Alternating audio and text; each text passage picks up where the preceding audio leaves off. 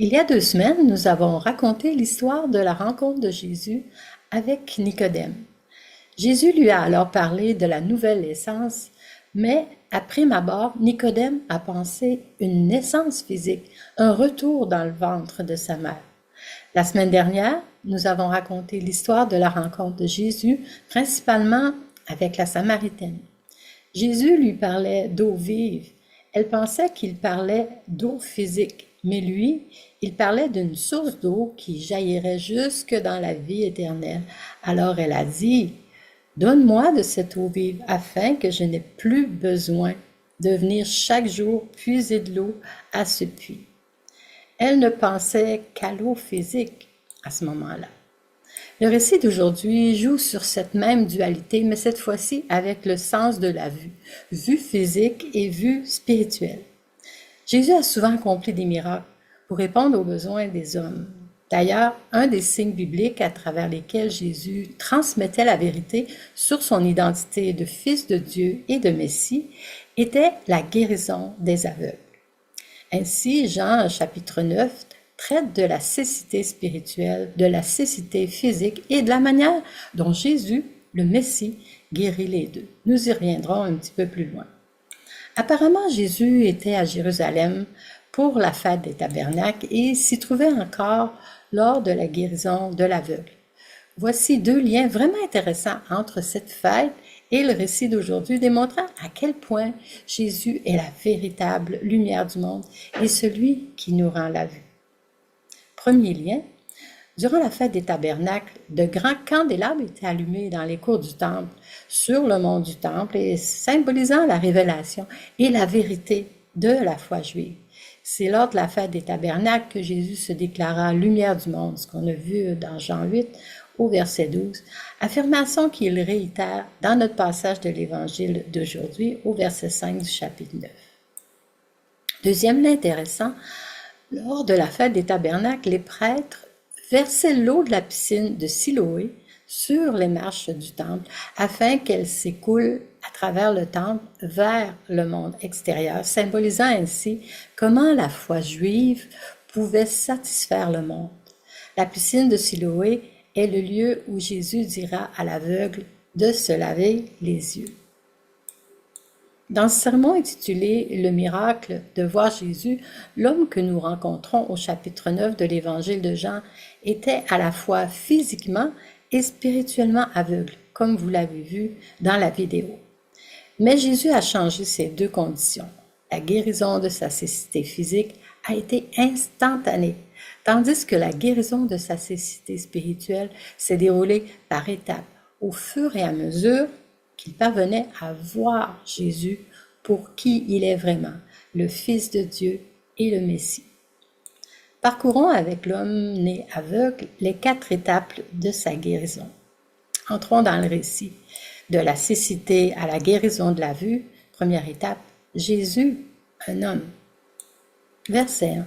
Jésus vit en passant un homme aveugle de naissance. Le simple fait que Jésus voit cet aveugle est remarquable. On préfère généralement ignorer les mendiants parce que c'est pénible de voir la misère d'un homme vivant sans espoir de guérison. L'histoire s'ouvre sur une question posée à Jésus par ses disciples, verset 2. « Maître, qui a péché, cet homme ou ses parents pour qu'il soit né aveugle ?» Comprendre la cause d'un malheur nous rassure et nous aide à l'éviter. La question des disciples présuppose que la souffrance est causée par le péché. Il pourrait s'agir du péché des parents selon leur connaissance. Exode 20, verset 5 disait par exemple, « Moi, l'Éternel, ton Dieu, je suis un Dieu jaloux qui punit l'iniquité des pères sur les enfants jusqu'à la 3e et à la 4e génération de ceux qui me haïssent. » Ou bien il pourrait s'agir du péché de l'aveugle. Si tel est le cas, son péché a nécessairement eu lieu dans le ventre de sa mère, puisqu'il était aveugle de naissance. C'est que dans la pensée juive de l'époque, cette hypothèse était envisageable, notamment en raison des réflexions sur le combat de Jacob et d'Ésaü dans le ventre de leur mère. L'aveugle et ses parents ont peut-être même leur propre théorie sur le ou les péchés qui en sont la cause. Ce n'est pas toujours exprimé à voix haute, mais lorsque la souffrance se manifeste, la tendance humaine est souvent de se blâmer soi-même, les autres ou même de blâmer Dieu. Jésus nous montre que le péché et la souffrance ne sont pas toujours liés, mais pas qu'ils ne le sont jamais non plus. Dans le cas présent, il affirme que le péché n'est pas la cause de l'infirmité de cet aveugle. Les disciples le pensaient, mais ils se trompaient. Il semble que les disciples de Jésus aient besoin d'être désinitiés à ces vieilles façons de penser. Verset 3. Jésus répondit, « Ce n'est pas que lui ou ses parents aient péché, mais c'est afin que les œuvres de Dieu soient révélées en lui. » Jésus rejette les anciennes conceptions, celles qui ne laissent aucune place à une vision du monde centrée sur la présence et l'œuvre de Dieu. Verset 4. Il faut que je fasse, tant qu'il fait jour, les œuvres de celui qui m'a envoyé. La nuit vient où personne ne peut travailler. Pendant que je suis dans le monde, je suis la lumière du monde. Tant que je suis dans le monde, laisse présager ce qui va suivre, la passion de Jésus. Lumière du monde, Jésus est venu éclairer les hommes au sujet de Dieu. Il apportera la lumière physique et spirituelle à cet aveugle, tout comme il apportera la lumière spirituelle au monde. Verset 6. Après avoir dit cela, il cracha par terre et fit de la boue avec sa salive. Puis il appliqua cette boue sur les yeux de l'aveugle. À cette époque, on croyait aux vertus médicinales de la salive. Ici, entre les mains de Jésus, ce remède populaire familier devient un vecteur de guérison physique et un chemin de révélation spirituelle. La guérison de l'aveugle par Jésus est un acte créatif. Jésus crée la vue ex nihilo, à partir de rien, tout comme Dieu créa le monde ex nihilo. C'est l'incarnation.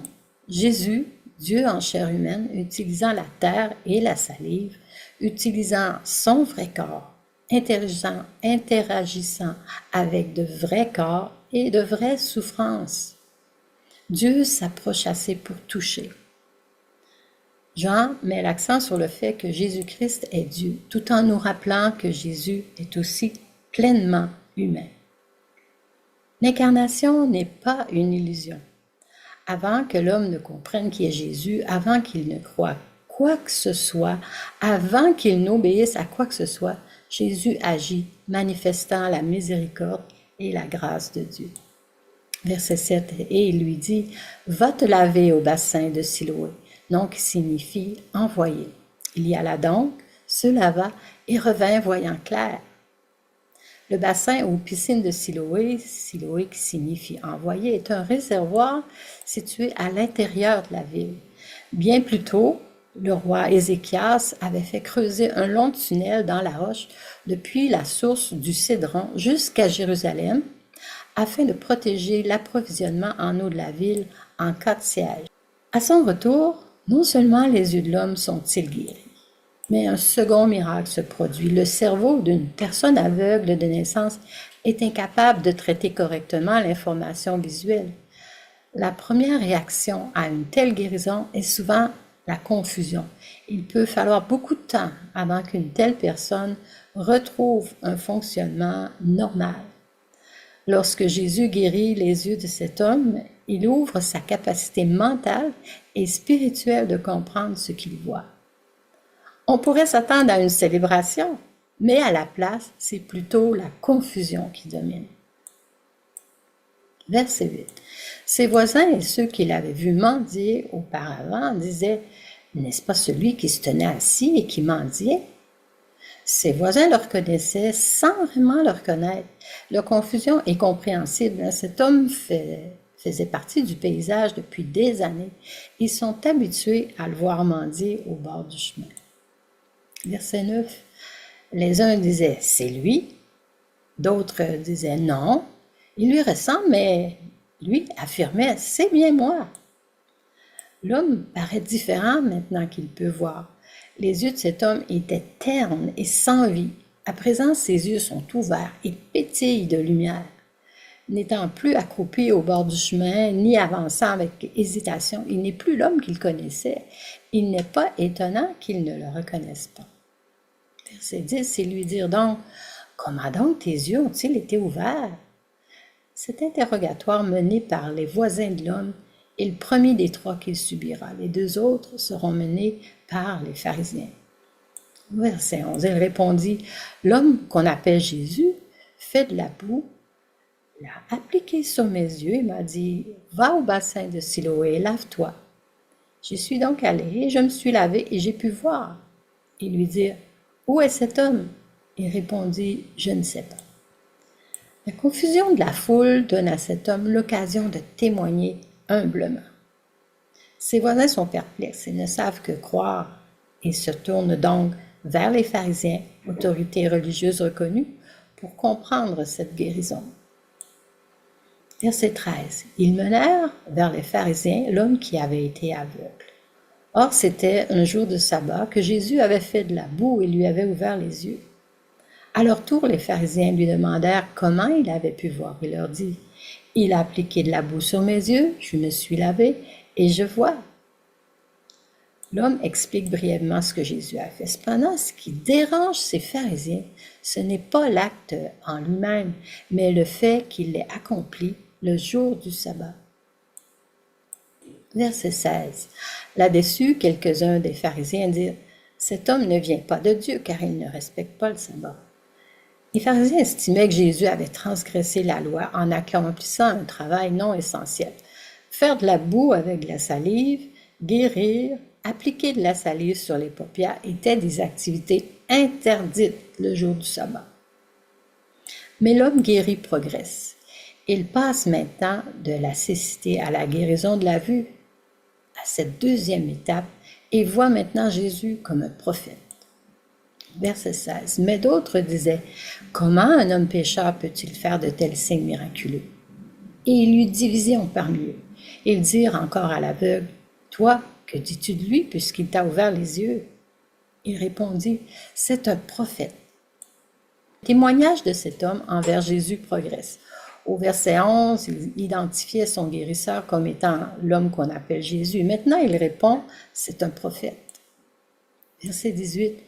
Les Juifs ne voulurent pas croire qu'il était aveugle et qu'il voyait désormais avant d'avoir fait venir ses parents. Ils les interrogèrent en disant, « Est-ce bien votre fils que vous dites être né aveugle? Comment donc se fait-il qu'il voit maintenant? » Verset 20. Les parents lui répondirent, « Nous savons, c'est bien notre fils qu'il est né aveugle, mais nous ne savons pas comment il se fait qu'il voit maintenant, ni qui lui a ouvert les yeux. » Interrogez-le lui-même, il est assez grand pour parler de ce qu'il concerne. Cet homme autrefois aveugle a probablement toujours vécu avec ses parents. Ceux-ci répondent donc avec prudence. Ils ne sont même pas capables de se réjouir de ce miracle. Les pharisiens les intimident. Les parents avaient peur de dire la vérité par crainte d'être exclus de la synagogue, ce qui signifiait être ostracisés par la communauté et séparés de Dieu. L'homme guéri approfondit sa perception de qui Jésus. Il passe de la cécité à la guérison de la vue, troisième étape. Il reconnaît maintenant Jésus comme un homme venu de Dieu.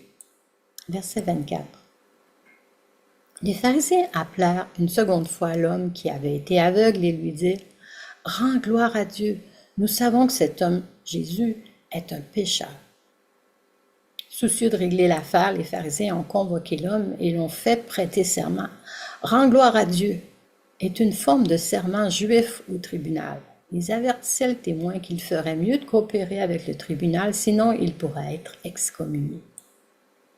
Verset 25, il répondit, « S'il est un pécheur, je n'en sais rien, je sais une chose, c'est que j'étais aveugle et maintenant je vois. » Les chefs juifs tentent d'obtenir de cet homme qu'il confirme leur opinion sur Jésus, un pécheur, mais il ne peut pas le faire car il n'a aucune connaissance personnelle de Jésus.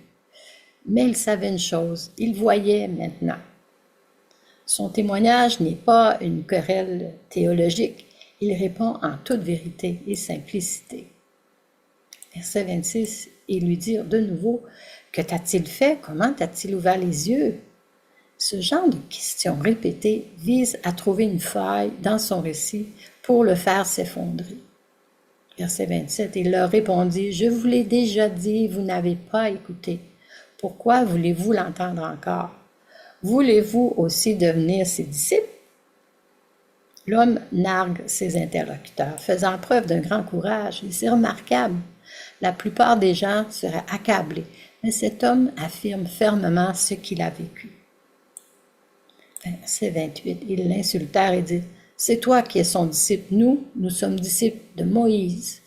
Nous savons que Dieu a parlé à Moïse, mais celui-ci, nous ne savons pas d'où il est. » La force du témoignage de cet homme se reflète dans la réaction indignée des pharisiens. Eux qui, étant réputés pour leur érudition, se retrouvent en difficulté face à un mendiant illettré. Une leçon pour nous. Notre témoignage le plus puissant pour le Christ est celui de ce qu'il a fait pour nous, tout simplement. Verset 30.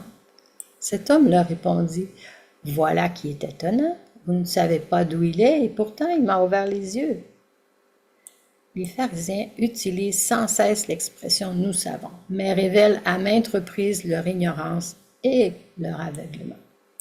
Le nouveau voyant leur répond, verset 31, « Nous savons que Dieu n'exauce pas les pécheurs, mais qu'en revanche, si quelqu'un l'honore et fait sa volonté, il l'exauce. Jamais encore on a entendu dire que quelqu'un a ouvert les yeux d'un aveugle-né.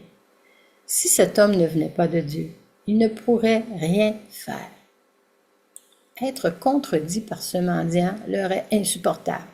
Ils tentent donc de le discréditer et s'en prennent maintenant directement à lui. Verset 34. Ils lui répondirent, « Tu es né tout entier dans le péché et tu nous enseignes. » Et ils le chassèrent.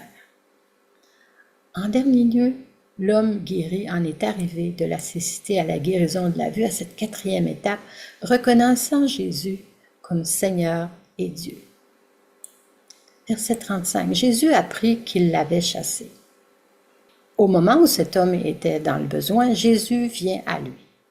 L'homme guéri ne poursuit pas Jésus. L'ayant rencontré, Jésus lui dit « Crois-tu au Fils de Dieu ?» C'est l'un des moments les plus tendres de cette histoire. Jésus n'a pas posé cette question avant de guérir l'homme. D'abord, il l'a guéri, puis il lui a demandé s'il croyait. Autrement dit, « Me fais-tu confiance ?» Verset 36, il répondit, « Et qui est-il, Seigneur, afin que je croie en lui ?» Alors que les pharisiens ne sont pas disposés à croire en Jésus, cet homme l'est. Il a fait l'expérience directe de la compassion et de la puissance de Jésus. Il ne lui reste plus à Jésus qu'à se révéler directement à lui. Verset 37, « Tu l'as vu, lui dit Jésus, et celui qui te parle, c'est lui. » Alors il dit, « Je crois, Seigneur. » Et il se prosterna devant lui. Lorsque Jésus se révèle, le nouvel homme confesse sa foi et l'adore. Ses yeux spirituels s'ouvrent, ses ténèbres se transforment en lumière. Et gloire à Dieu. Verset 39, puis Jésus dit, « Je suis venu dans ce monde pour un jugement, pour que ceux qui ne voient pas voient, et pour que ceux qui voient deviennent aveugles. » Jésus agit de manière à révéler la gloire de Dieu et à laisser chacun libre de choisir. Il ne prive pas les pharisiens de la vue, mais leur refus de voir aveugle leur esprit. Dans leur orgueil, ils s'imaginent voir clair et rejettent tout ce qui contredit leur croyance. Verset 40. Quelques pharisiens qui étaient avec lui entendirent ces paroles et lui dirent, « Nous aussi, sommes-nous aveugles? » Jésus leur répondit, « Si vous étiez aveugles, vous n'auriez pas de péché, mais en réalité, vous dites, nous voyons. Ainsi donc, votre péché reste. » À présent, Jésus les dépeint comme des pécheurs, la preuve étant leur refus de voir en lui la lumière du monde. Jésus avait accompli de nombreux miracles le leur prouvant, mais ils en ont ignoré l'évidence, refusant de regarder. Ne pouvant pas voir la lumière, ils sont restés spirituellement aveugles. Nous ne rencontrons plus jamais le mendiant guéri dans les Écritures, mais nous pouvons supposer qu'il est devenu un témoin fidèle de Jésus auprès des autres. Comme il l'a fait pour le mendiant aveugle et les pharisiens obstinés, Jésus nous appelle, nous, les gens d'aujourd'hui, à voir l'évidence, à décider de croire en lui et à être ses témoins, ceux de l'œuvre du Dieu trinitaire. Le Père qui envoie le Fils dans le monde, non pour le condamner, mais pour y apporter la lumière. Le Fils qui pénètre les ténèbres humaines, se donne pleinement et révèle le cœur de Dieu. L'Esprit qui ouvre les yeux, éveille la confiance et soutient la vie nouvelle. L'homme guéri devient témoin, il dit la vérité. J'étais aveugle et maintenant je vois. Son témoignage est le débordement de la bonté qu'il a reçue. Lorsque Dieu nous ouvre les yeux, nous parlons naturellement de ce que nous avons reçu. Nous apportons de la lumière dans les lieux ordinaires. En conclusion, pourquoi est-ce important pour nous aujourd'hui? Certains d'entre nous peuvent avoir l'impression d'être plongés dans l'obscurité. D'autres parmi nous entrevoient des lueurs d'espoir, mais restent incertains. D'autres encore sont persuadés d'y voir clair jusqu'à ce que ce ne soit plus le cas. Cette histoire permet d'aborder tout cela. Elle nous révèle que pour Jésus, l'obscurité n'est pas un obstacle, que la confusion n'est pas un échec et que les questions ne sont pas l'opposé de la foi. Le défi pour nous aujourd'hui est de laisser Jésus se révéler aux gens que nous côtoyons ou que nous rencontrons chaque jour, à travers nous, secrétaires, infirmières, chauffeurs d'autobus, caissiers des supermarchés, mendiants itinérants au bord de la route ou devant les différents commerces et tant d'autres qui se sentent invisibles. Laissons-nous inspirer par l'Esprit Saint toutes sortes de façons de leur montrer que Dieu les voit, qu'il compte pour lui et pour nous. Et qui sait ce que Jésus fera pour les guérir à travers nous. Terminons par Éphésiens chapitre 5, les versets 8 à 9. Car si autrefois vous étiez ténèbres, maintenant vous êtes lumière dans le Seigneur. Conduisez-vous comme des enfants de lumière. Le fruit de l'Esprit consiste en effet dans toute forme de bonté, de justice et de vérité. Accomplissons donc ces œuvres tant qu'il fait jour. Ainsi, nous pourrions voir se réaliser le miracle de voir Jésus par un plus grand nombre. Amen. Soyez bénis.